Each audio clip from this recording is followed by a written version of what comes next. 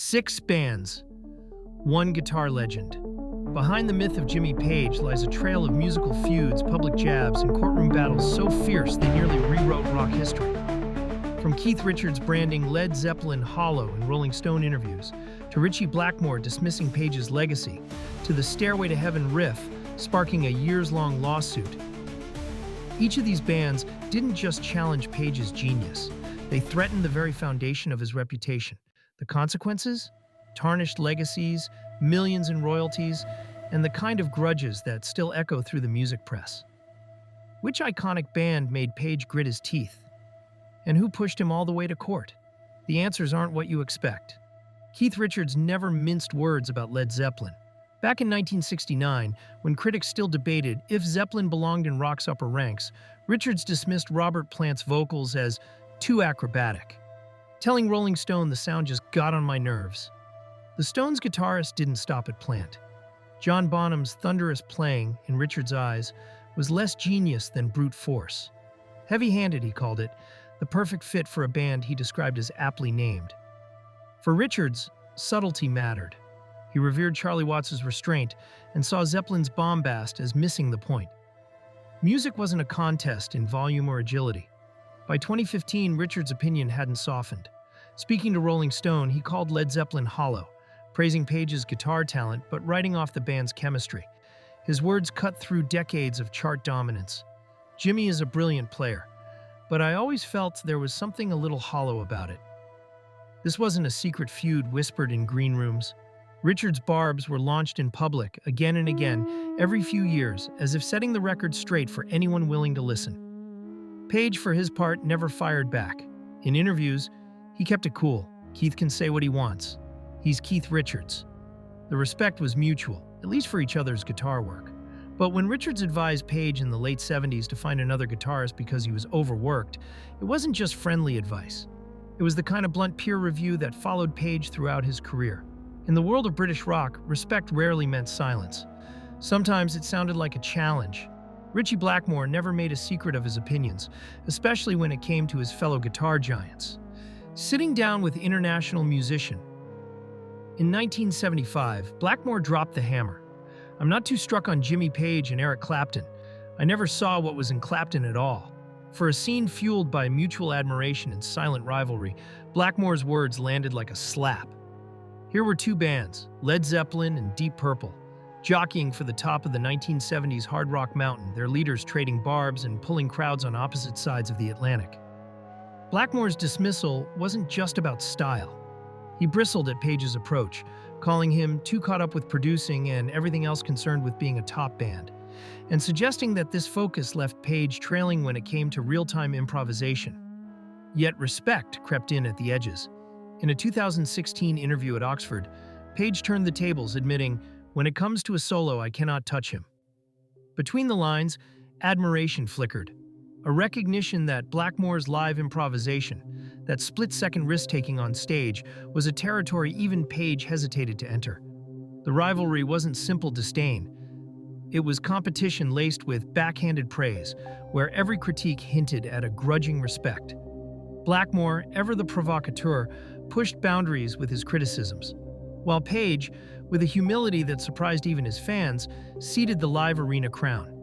In the end, Blackmore's provocations and Page's quiet concessions mapped out the creative credit battles that defined British rock's golden age, leaving a legacy of rivalry that fueled both men's legends.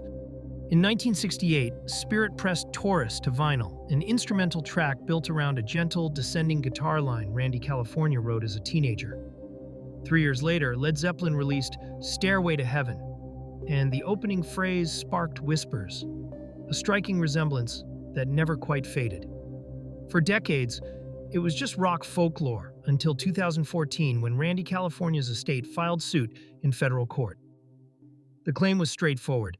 Zeppelin had access, touring the same bills as Spirit in 1968 and 69, yet never credited California for a melody that now defined a generation.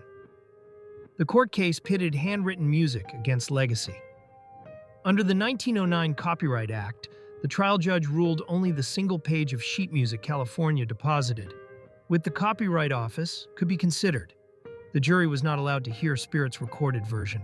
Zeppelin's attorneys argued the riff was a staple, a common chromatic line, not original enough to protect. Page testified he did not recall hearing Taurus in those years and claimed he first noticed the similarities decades later, after seeing internet chatter. Jurors weighed the notes in the law, not the legend. After a week in court, the verdict landed: no substantial similarity, no infringement. The decision survived an appeal, then a rare en banc review by the Ninth Circuit in 2020 said. The court ruled the music's building blocks, descending scales, arpeggios, belonged to everyone. Even so, the dispute redrew the boundaries for old copyrights. For the California state, the fight ended without royalties. But the question, how much is original, how much is borrowed, echoes through every classic riff. Spirit's legacy became the legal line between homage and theft, forever tied to Zeppelin's most famous notes. Jake Holmes stood alone in 2010, filing suit in Manhattan federal court with a single goal: recognition for a song he had written more than 40 years earlier. In 1967, Holmes recorded Dazed and Confused, a menacing minor key blues that found its way into the Yardbirds' live shows after Holmes opened for them in New York. When Led Zeppelin debuted their version in 1969, Holmes' name vanished from the credits. Jimmy Page was listed as the sole composer. Holmes waited decades, watching Zeppelin's legend grow, before finally demanding credit through the courts. According to his filings, Page had borrowed not just a riff, but the entire structure: lyrics, melody, the mood itself. The case pressed forward in 2010, drawing new lines in the sand over what it meant to borrow in the age of rock giants. A year later, the settlement arrived quietly. Official releases amended the credits to read, Jimmy Page, inspired by Jake Holmes. The language was careful, but the point was made. Holmes' role was now visible, if only in the fine print. But the disputes did not end there. In 2025, Holmes returned to court after Zeppelin's Dazed and Confused appeared in the documentary Becoming Led Zeppelin without his explicit permission. Another round of legal arguments, another confidential settlement by August of that year, terms undisclosed, but Holmes' place in the story finally secured in the historical record. Page, confronted twice by the same ghost, never spoke publicly about either settlement. But the sequence was clear. Credit disputes did not always burn out in the press. Sometimes they smoldered until the courts forced a reckoning. In 1986, hip-hop's rapid rise crashed headlong into Led Zeppelin's legacy, and Jimmy Page was right at the crossroads. The Beastie Boys, working with Rick Rubin, built their album Licensed to Ill around samples nobody else would dare touch. For their opener, Rhymin' and Stealin', they sliced the thunderous John Bonham drum intro from When the Levee Breaks, one of the heaviest breaks ever tracked to tape, and looped it underneath their rhymes, warping Zeppelin's Delta groove into a new era of boomboxes and breakbeats. Industry accounts say Rubin and the Beasties patched together these riffs by hand, reeling out tape in an era before digital sampling made it easy. There was no clearance, no paperwork, no sign-off from Page or the Zeppelin camp, because in 1986, nobody expected to ask. The Beastie Boys turned Bonham's drums into hip-hop's rhythmic backbone, and soon that break was everywhere, sampled by everyone from Ice-T to the Chemical Brothers. Page got wind of the Beasties' sampling after the album hit, but did not reach for lawyers. Years later, he told Ultimate Classic Rock, "I guess I felt it was a compliment." The message was clear. For Page, the boundaries had shifted. The old battles over riffs and melodies moved to another front. Now it was about who owned the master tapes, and how new tech blurred lines between homage and the theft. By the early 1990s, sample lawsuits started piling up across the industry, and clearances became standard. Page's own stance evolved. By that point, Led Zeppelin rarely approved sample requests, and digital takedowns became common. But in the Wild West days of hip-hop, the Beastie Boys' raid on Zeppelin's vault was met with a wry nod, a sign that Page understood how the rules of musical inheritance had changed, whether he liked it or not. Willie Dixon's You Need Love hit shelves in 1962, pressed to wax by Chess Records and sung by Muddy Waters. The song's lyrics, raw, direct, urgent, carried the stamp of Dixon's Chicago blues genius.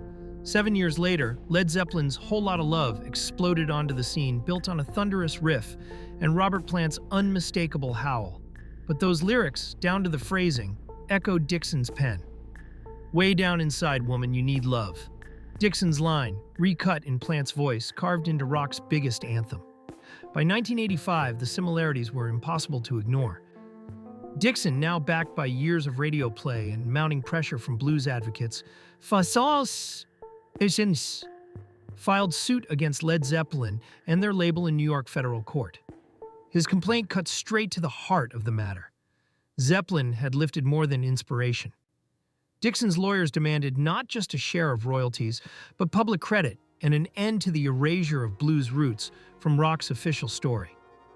Page and Plant rarely spoke publicly, but court documents tell the story.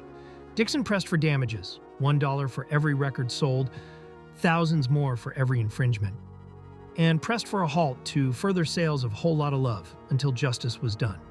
Settlement arrived quietly in 1987, the details sealed. But by 1999, new pressings of Whole Lotta Love finally listed Willie Dixon as co-writer, and royalty checks began flowing to his estate. Dixon didn't just win on paper. He re-anchored Zeppelin's legacy in the blues, forcing the industry to reckon with where those riffs and words truly began. For Page, the lesson left a mark. The blues, once borrowed, now bore the name of the man who wrote them. Across 6 major conflicts, documented interviews, lawsuits, and published articles reveal that Jimmy Page's career has been repeatedly shaped by public disputes over influence and authorship.